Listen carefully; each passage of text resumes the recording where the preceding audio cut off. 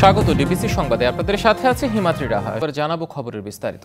তত্ত্বাবধায়ক নয়, বর্তমান অন্তর্বর্তী সরকারের অধীনে হবে আগামী জাতীয় নির্বাচন। ডিবিসি নিউজকে একথা জানিয়েছেন নির্বাচন ব্যবস্থা সংস্কার কমিশন প্রধান ডক্টর বদিউল আলম মজুমদার। প্রথমত তত্ত্বাবধায়ক সরকারের অধীনে আগামী নির্বাচন হবে না, আগামী নির্বাচন হবে এই অন্তর্বর্তীকালীন সরকারের অধীনে। এটা সুস্পষ্ট হওয়া দরকার। এটা কারোরই যেন এ ব্যাপারে কোনো রকম সন্দেহ না থাকে। যারা বলছে তারা সঠিক বলে। এই অন্তর্বর্তীকালীন সরকারের অধীনেই হবে এবং এই কথা কালকা বিচারপতিও বলেছে। আওয়ামী লীগ সরকার সেই বিধান বাতিল করে তারা পঞ্চদশ সংশোধনী পাশ করেছে সংসদে একতরফাভাবে, সম্পূর্ণ অসাংবিধানিকভাবে। এটার উদ্দেশ্য ছিল তাদের ক্ষমতা কুক্ষিগতই নয়, ক্ষমতা চিরস্থায়ী করা। কারণ আমরা অতীতে দেখেছি যদি নির্বাচন দলীয় সরকারের অধীনে হয়, যারা সরকারে থাকে তারাই আবার নির্বাচিত হয় এবং এটাও একটা বড় কারণ স্বৈরাচার সৃষ্টি। তত্ত্বাবধায়ক সরকার আসতে হলে সংসদের অনুমোদন লাগবে। ওখানে একটা বিল তৈরি করতে হবে, বিল তৈরি করে সংসদে উত্থাপন করতে হবে, সংসদকে অনুমোদন করতে হবে, রাষ্ট্রপতিকে স্বাক্ষর করতে হবে। সে বহুদূর। তো এই অন্তর্বর্তীকালীন সরকারের অধীনে নির্বাচন হবে। দর্শক, ইজতেমা ময়দান থেকে সেখানকার সর্বশেষ অবস্থা জানাতে যুক্ত হচ্ছেন সহকর্মী রাকিব হোসেন। রাকিব, জানাবেন সেখানে অবস্থান এখন কেমন দেখছেন? সাতপন্থীরা তো সেখান থেকে চলে যাবার কথা বলেছেন, সেটি কিছু দেখছেন কিনা, এখনো সেখানে খালি হতে শুরু হয়েছে কিনা? আপনি আপনাকে যেটা জানাতে চাচ্ছি সেটা হচ্ছে যে সাতপন্থী অনুসারীরা কিন্তু ইজতেমা ময়দান থেকে একে একে দল দল করে বেরিয়ে যাচ্ছেন এবং প্রায় খালির পর্যায়ে ইজতেমা ময়দান এখন হয়েছে। আপনি পেছনে যদি একটু দেখানোর চেষ্টা করি যে ইজতেমা ময়দানের সামনের যে সড়ক, সেই সড়ক দিয়ে কিন্তু দল বেঁধে বেঁধে অনুসারীরা কিন্তু সাতপন্থী অনুসারীরা নিজ নিজ গন্তব্যে চলে যাচ্ছেন।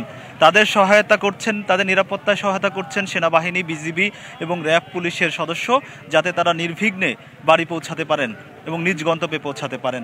একটা বিষয় একটু জানিয়ে রাখতে চাই যে এই যে প্রথম সরকারের পক্ষ থেকে যেই তাদের মাঠ ছেড়ে দেওয়ার নির্দেশনা আসে, এই নির্দেশনা আসার পর কিছু মানুষ তখন মাঠ ছেড়েছিল, মুসল্লি মাঠ ছেড়েছিল এবং অনুসারীদের ভিতরে কয়েকজন বিক্ষিপ্ত হয়ে তাদের মাঠ ছাড়তে না বলেছে এবং এটা নিয়ে কিন্তু কয়েকটা পক্ষের ভিতরে একটু ঝামেলাও হয়েছে এবং ঝামেলার পরে কিন্তু সিনিয়ররা এখানে এসেছেন, সাদ অনুসারী সিনিয়ররা এসে তাদের বুঝিয়েছেন, আইন শৃঙ্খলা রক্ষাকারী বাহিনীর সদস্যরাও কিন্তু বুঝিয়েছেন। বোঝানোর পরে কিন্তু আসলে তারা দলে দলে মাঠ ছাড়া শুরু করে। তবে এখন এক কথায় বলতে পারি ইজতেমা ময়দান কিন্তু প্রায় খালির পর্যায়ে চলে এসেছে এবং হয়তো ঘণ্টাখানেকের মধ্যে পুরো ময়দান খালি হয়ে যাবে, এমনটা বলতে পারি। একটু যদি দেখানোর চেষ্টা করি যে এখানে সাদ অনুসারীর যারা সদস্য রয়েছেন এবং যারা এই ইজতেমা মাঠ দখল করে অবস্থান করেছেন, তাদের এই যে আপনি দেখতে পাচ্ছেন যে সবাই যার কাছে যা আছে সবকিছু নিয়ে কিন্তু নিজ নিজ গন্তব্যে চলে যাচ্ছে। তো এখন পর্যন্ত ইজতেমা ময়দানের যদি সার্বিক পরিস্থিতি বলি তাহলে ইজতেমা ময়দান কিন্তু খালির পর্যায়ে চলে গেছে। ঘণ্টাখানেকের মধ্যে পুরো ময়দান খালি হবে, এমনটা বলা যাচ্ছে। এই ছিল ইজতেমা ময়দান থেকে আমার কাছে সবশেষ। রাকিব, আপনাকে ধন্যবাদ যুক্ত হওয়ার জন্য। এদিকে আজকের মধ্যে ইজতেমা মাঠ ছেড়ে না দিলে কাল পায়ে হেঁটে লং মার্চ করে জোহরের নামাজ আদায়ের ঘোষণা দিয়েছেন জোবায়েরপন্থীরা। আইনি ব্যবস্থা নেওয়ার কথাও জানান তারা। সংবাদ সম্মেলনে এসব কথা বলেছেন জোবায়েরপন্থীদের পক্ষে মুফতি আমানুল হক। তারা বলেন, তাবলিগ জামাতের ভেতরে একটা বিভক্তি তৈরি করা হয়েছে, শুধু মাওলানা সাদের কারণে এই বিভক্তি হয়েছে বলেও দাবি করেন তারা। সংবাদ সম্মেলনে তারা বলেন, সরকার জোবায়েরপন্থীদের আগে ইজতেমা করার সিদ্ধান্ত দিলেও সাতপন্থীরা জোরপূর্বক মাঠ দখল করতে যায় এবং তারা হামলা চালায়। তাদের দাবি, বাংলাদেশ অস্থিতিশীল করার পরিকল্পনা ছিল তাদের।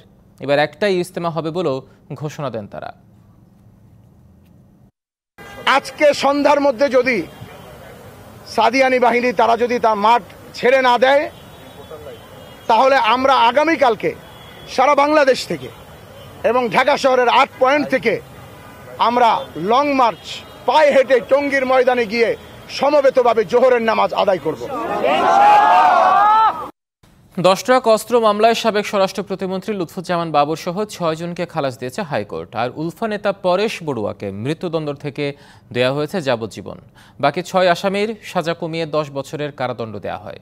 মামলার তদন্ত সঠিকভাবে হয়নি ও আসামিদের বিরুদ্ধে তথ্য প্রমাণ না থাকায় খালাস ও দণ্ড কমিয়ে দেওয়া হয়েছে বলে জানায় উচ্চ আদালত। 2004 সালের 1 এপ্রিল মধ্যরাত চট্টগ্রামের ইউরিয়া সার কারখানার জেটিতে খালাসের সময় বিপুল পরিমাণ অস্ত্র জব্দ করে আইনশৃঙ্খলা বাহিনী, যা 10 ট্রাক অস্ত্র মামলা নামেই পরিচিত। বলা হয় অস্ত্রগুলো ভারতের বিচ্ছিন্নবাদী সংগঠন উলফার জন্যই চোরাচালান করা হয়। এ নিয়ে তৎকালীন বিএনপি সরকারের সঙ্গে টানাপোড়েন বাড়ে ভারতের। আলোচিত এই ঘটনার তদন্ত শুরু করে বিএনপি। পরবর্তীতে ১/১১ সরকারের সময় এই মামলার অভিযোগপত্র দেয়া হয়। শুরু হয় বিচার, শেষ হয় ২৮ জনের সাক্ষ্য গ্রহণ। ক্ষমতার পালাবদলে ক্ষমতায় আসে আওয়ামী লীগ, শুরু হয় নতুন করে তদন্ত। তখন অভিযুক্ত করা হয় স্বরাষ্ট্র প্রতিমন্ত্রী লুৎফুজ্জামান বাবর, শিল্পমন্ত্রী মতিউর রহমান নিজামী, গোয়েন্দা সংস্থার বেশ কয়েকজনকে। মৃত্যুদণ্ড দেয়া হয় বাবর, নিজামী, উলফা নেতা পরেশ বড়ুয়া সহ ১৪ জনকে। বিচারিক আদালতের রায়ের ১০ বছর পর ১৪ আসামির মধ্যে ৬ জনকে খালাস দিল উচ্চ আদালত। মৃত্যুদণ্ড রহিত করে উলফা নেতা পরেশ বড়ুয়াকে দেয়া হয় যাবজ্জীবন কারাদণ্ড। ১৪ জনের ভিতরে ৭ জনকে খালাস দিয়েছেন, ৬ জনকে ১০ বছরের সাজা দিয়েছেন এবং ১ জনকে যাবজ্জীবন সাজা দিয়েছেন। জনাব লুৎফুজ্জামান বাবরকেই মামলার প্রধান আসামি করা হয়েছিল দ্বিতীয় তদন্তের ভিত্তিতে। এই জনাব লুৎফুজ্জামান বাবরকেও আজকে খালাস দিয়েছেন, এই কথা বলে যে তিনি রাজনৈতিক উদ্দেশ্যের ভিকটিম, শিকার, এবং তার বিরুদ্ধে সুনির্দিষ্ট কোনো তথ্য প্রমাণ কেউ হাজির করতে পারেনি। এ মামলায় উঠে আসে রাষ্ট্রপক্ষের আইনজীবী, তদন্ত সংস্থা ও গোয়েন্দা সংস্থাদের ব্যর্থতা। শুধুমাত্র রাজনৈতিক রং দিতেই বাবর, নিজামী সহ অনেককে অন্তর্ভুক্ত করা হয়। There is no evidence against him. তার বিরুদ্ধে কোনো সাক্ষী নাই, তার বিরুদ্ধে কোনো সাক্ষী প্রমাণ পাওয়া যায়নি। আর যাদেরকে খালাস দিয়েছেন তাদের বিরুদ্ধেও কোনো সাক্ষী প্রমাণ পাওয়া যায়নি। এটা কোর্ট বলেছে যে এই মামলার তদন্তে যথেষ্ট ত্রুটি বিচ্যুতি আছে। উচ্চ আদালতের রায়ের পর্যবেক্ষণ বলছেন, নিরপরাধ ব্যক্তিকে সাজা দেয়া কখনোই বিচারের মূল উদ্দেশ্য হতে পারে না। ইকবাল অনিক, ডিবিসি নিউজ, ঢাকা। আন্তর্জাতিক অপরাধ ট্রাইব্যুনালে সাবেক প্রধানমন্ত্রী শেখ হাসিনার বিরুদ্ধে গুমের অভিযোগ দায়ের করেছেন United People's Democratic Front UPDF নেতা মাইকেল চাকমা। ট্রাইব্যুনালের প্রধান কৌঁসুলির কার্যালয়ে তিনি অভিযোগ দায়ের করেন। চিফ প্রসিকিউটর তাজুল ইসলাম জানিয়েছেন, মৌখিক অভিযোগটি আমলে নেওয়া হয়েছে। শেখ হাসিনার শাসনামলের ৫ বছর ৪ মাস কোথায় ছিলেন, কারাই বা গুম করেছিল, সেই হিসেব খুঁজতে বুধবার সকালে আন্তর্জাতিক ট্রাইব্যুনালে এসেছিলেন ইউপিডিএফ নেতা মাইকেল চাকমা। এ সময় চিফ প্রসিকিউটরের কার্যালয়ে মৌখিকভাবে অভিযোগ করে তিনি বলেন, ২০১৯ সালের ৯ এপ্রিল রাজধানীর কল্যাণপুর থেকে তাকে তুলে নিয়ে যায় অজ্ঞাতরা। সন্ধান চেয়ে দুয়ারে দুয়ারে ঘুরেছে মাইকেলের পরিবার, এমনকি রিটও শুনেনি হাইকোর্ট। আমি প্রধান আসামি হিসেবে তো শেখ হাসিনাকেই আমি দায়ী করব, মানে আমার গুমের জন্য।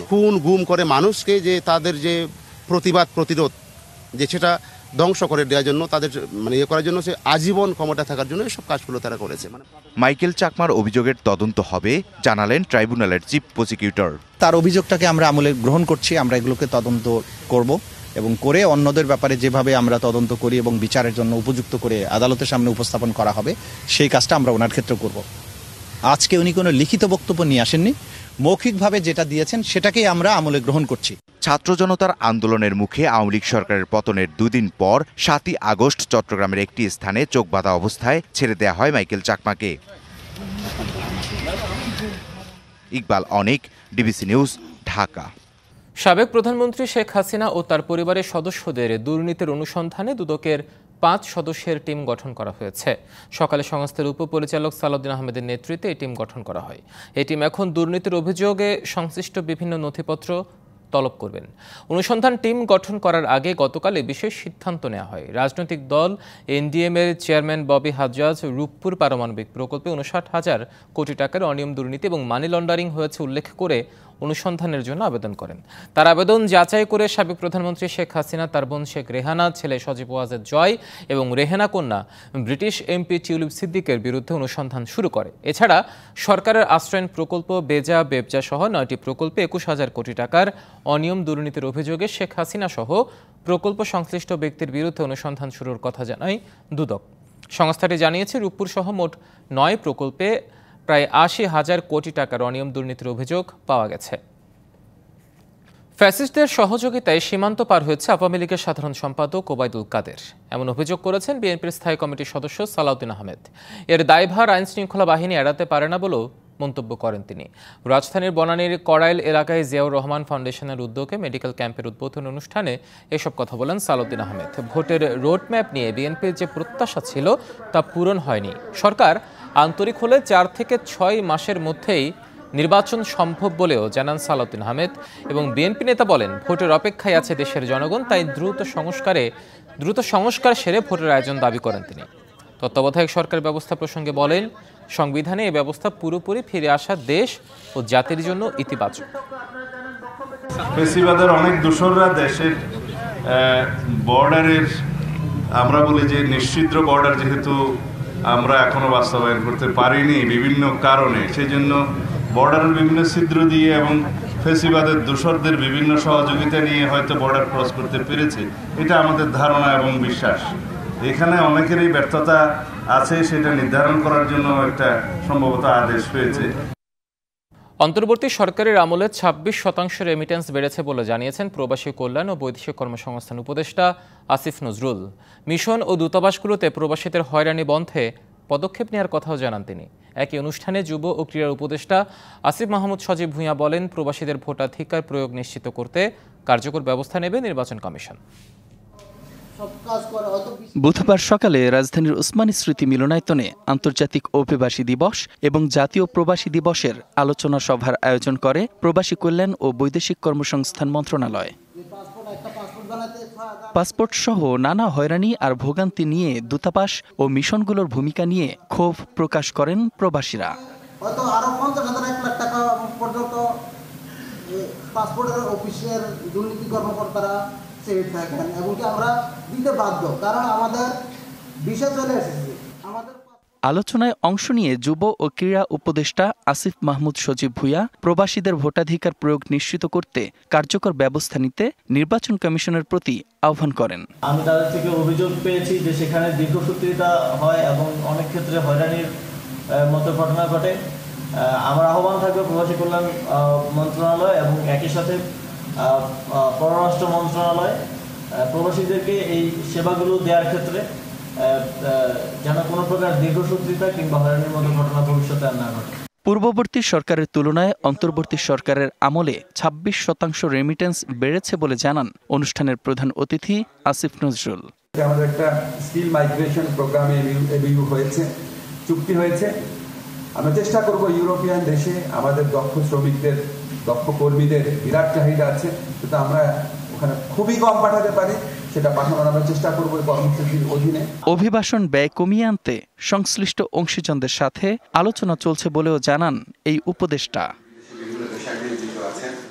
DBC news desk. এলো instant milk powder happy cow, যেমন সাশ্রয়ী তেমনি পুষ্টিগুণে ভরপুর, আর এটা নিউজিল্যান্ডের গরুর দুধ। হ্যাপি কাউ, গরুর দুধের স্বাদ সবাই পাক। দেখবেন জুলাই আগস্ট গণঅভ্যুত্থানের শহীদ পরিবারের চিত্র নিয়ে বিশেষ রিপোর্ট জুলাই ক্ষত, নিবেদন করছে এক্সপো গ্রুপ।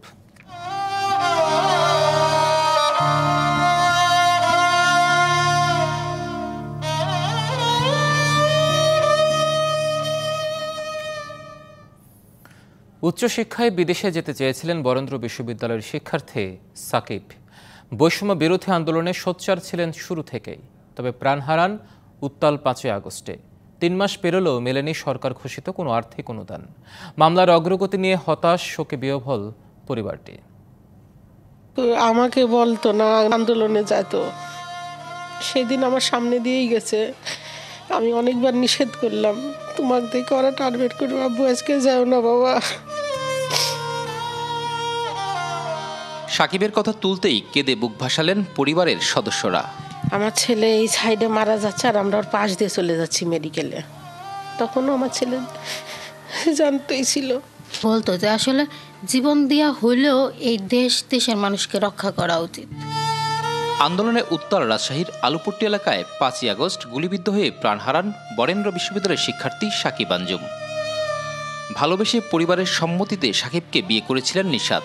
শুধু স্বামী নয়, একমাত্র ভালো বন্ধুকে হারিয়ে নিঃস্ব নিশাত। আসলে সাকিব তো শুধু আমার স্বামী না, সাকিবই আমার একমাত্র বন্ধু ছিল। আমার আর কোনো ফ্রেন্ড সার্কেল কিচ্ছু নাই। সাকিবের পরিবারও রাজি ছিল না, আমার পরিবারও না। তারপরেও ধরেন সাকিব আর আমার জেদের বসে এই বিয়েটা হয়, পারিবারিকভাবে বিয়ে হয়, কিন্তু সাকিবের পড়াশোনার কারণে আমি আর আসিনি এই জায়গাতে। সাকিবের স্বপ্ন ছিল মেডিকেলে পড়ার, সুযোগ পান বেসরকারি মেডিকেলে, কিন্তু অর্থ সংকটে পূরণ হয়নি স্বপ্ন। তাই কম্পিউটার ইঞ্জিনিয়ারিং পড়ে ফিনল্যান্ড যাবার প্রস্তুতি নিয়েছিলেন সাকিব। বাংলাদেশ মেডিকেলে চান্স হয়েছিল, বাপের পা ধরে কাঁদছে, আব্বু আমাকে মেডিকেলে পড়াও, তোমার দোকান আছে একটা, বিক্রি করে আমাকে মেডিকেলে পড়াও, আমি অন্য কোথাও আর পড়বো না। পড়বে না জোর করে এই বরেন্দ্র ভার্সিটিতে ভর্তি করেছিলাম আমি। আন্দোলনের 3 মাসেও সরকার ঘোষিত কোনো আর্থিক অনুদান পাননি সাকিবের পরিবার। ঢাকা থেকে এখন পর্যন্ত এসেছিল 2 জন সমন্বয়ক এসেছিল, আর সরকার থেকে আমার বাসায় শুধু ডিসি এসেছিল।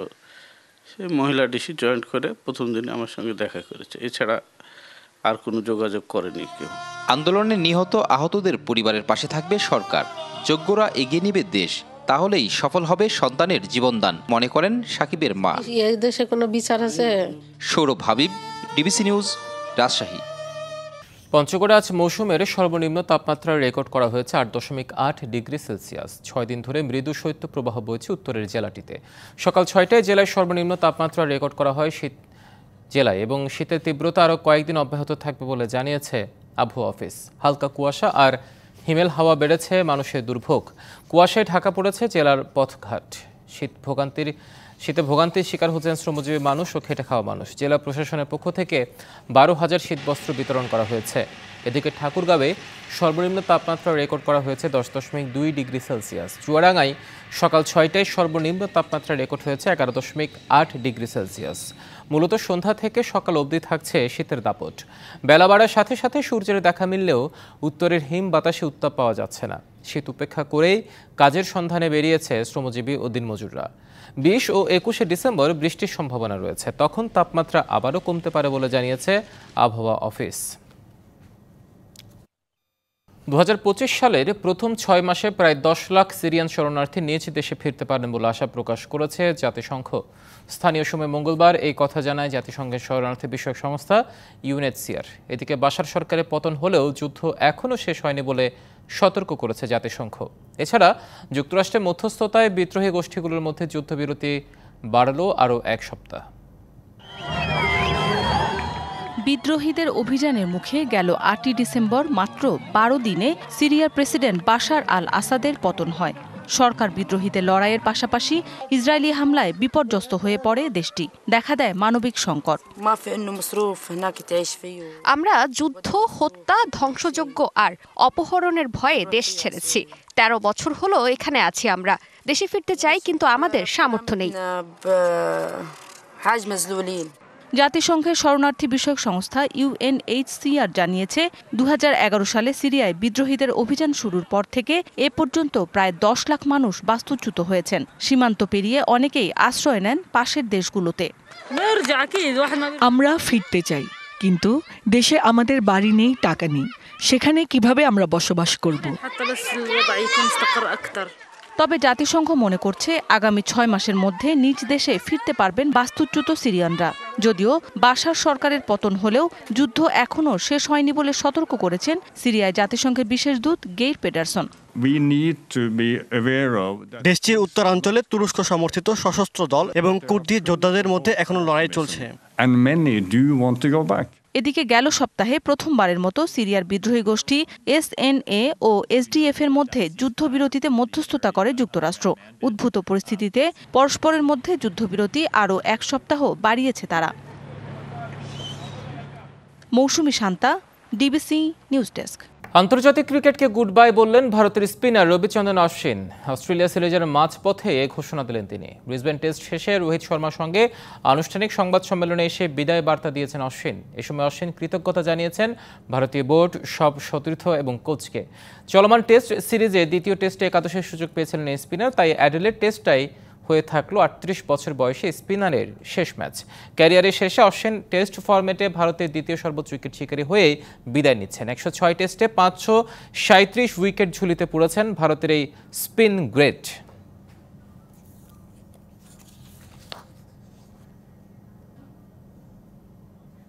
সংবাদ এই ছিল এখনকার মতো। ডিবিসি নিউজের সংবাদগুলো পড়তে ভিজিট করুন dbcnews.tv, ভিজিট করুন ডিবিসি নিউজের ফেসবুক পেজ এবং ইউটিউব চ্যানেল। সঙ্গে থাকুন।